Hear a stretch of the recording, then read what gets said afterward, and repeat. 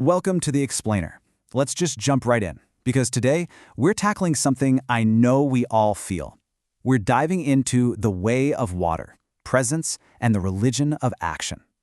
If you've ever felt that exhausting, constant tug-of-war between relentless modern hustle culture and this deep, quiet desire to actually just be present, well, this is absolutely for you. Today, we're going to explore what it means to actually flow with life, rather than constantly trying to force it. Right out of the gate, we're hit with this uncompromising idea: your religion is in how you act. It's a pretty fascinating thought, isn't it? Because it totally strips away the cozy comfort of our private, internal beliefs. It's suggesting that our true beliefs are proven not by our doctrines and definitely not by our quarterly numbers or our grand career plans. They are proven by the actual texture of our daily actions. Basically, what you do is what you believe. The adverb is literally everything here. With what quality of attention are you acting? With what kind of honesty, courage, and care? And that brings us to a really sharp, kind of uncomfortable question, so I'm just going to twist the knife a little bit here. Are you just preparing to live, or are you actually living? The Zen master Thich Nhat Hanh points out that most of us are incredibly good at preparing to live. We plan, we schedule, we defer.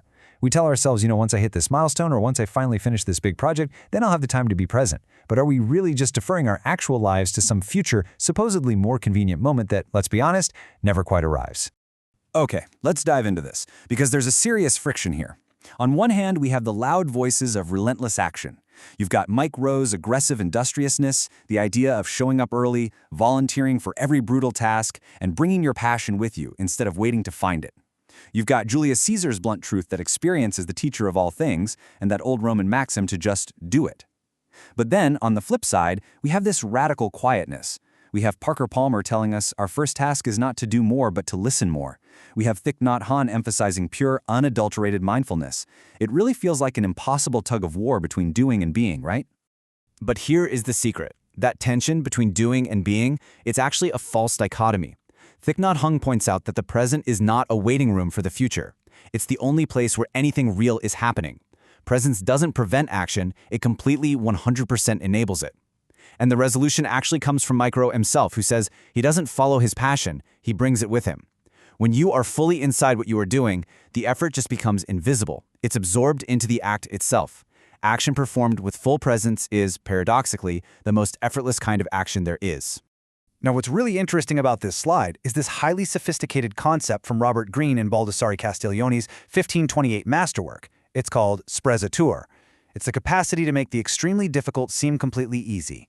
Think of it as a calculated nonchalance that totally conceals all the artistry and brutal hard work behind it. I mean, Michelangelo wouldn't even let popes watch him work. Why? Because seeing the visible labor would diminish the wonder of the final masterpiece. Mastery, when it is complete, just looks like nature. It is the absolute ultimate synthesis of effort and ease. But listen, sprezzatura isn't just about faking it till you make it. The poet W.B. Yeats captures this beautifully in a couplet. He basically says if a line of poetry doesn't seem like a moment's thought, then our stitching and unstitching has been naught. If you just pretend to be effortless, it's just a performance, it's a parlor trick. True ease is earned. It is the fruit of such thorough, intense preparation that the labor itself actually dissolves into grace. Your religion is in how you act, and acting with grace requires both the intense work and the total willingness to let that work disappear from view. So what actually blocks us from this effortless flow? Well, the biggest obstacle, for sure, is worry. Hall of Fame coach Tony Dungy points out that worry isn't just some harmless habit. It actively drains us of our passion, our energy, our hope, and our peace. Worry is essentially a highly sophisticated form of paralysis that brilliantly disguises itself as prudence. It tricks us. It makes us think we're being responsible by agonizing over the future, when in reality, we are just flat out refusing to move. And the antidote to that paralysis? Well, it definitely isn't finding certainty. Consider the story Oz Hillman shares about Moses at the Red Sea. Picture this. Moses has an angry Egyptian army closing in fast, and a massive, impassable sea right in front of him.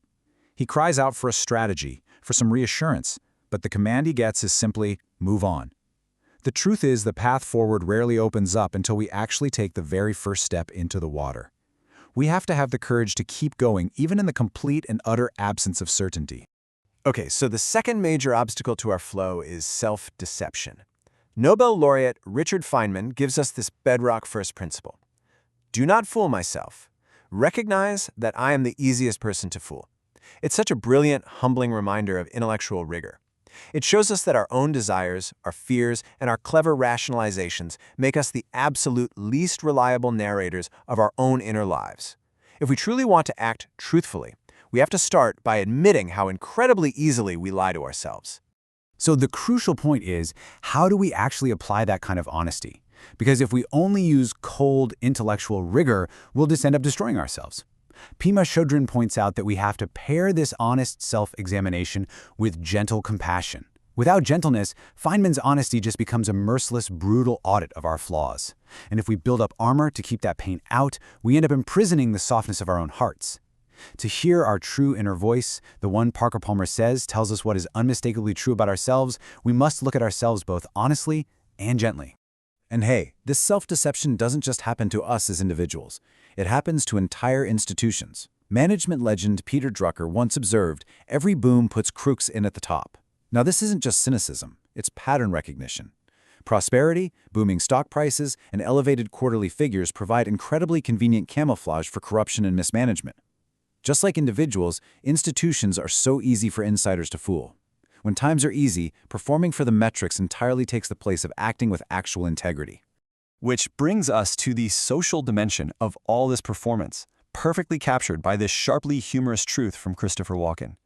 He notes that if you knew how quickly people forget the dead, you would stop living to impress people. I mean, wow. The audience you are constantly performing for will barely remember you were even there. If your religion is in how you act, it absolutely cannot be rooted in just performing for an audience's fleeting admiration.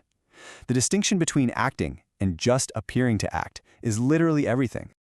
And that shifts our gears to the master metaphor of this entire explainer: water.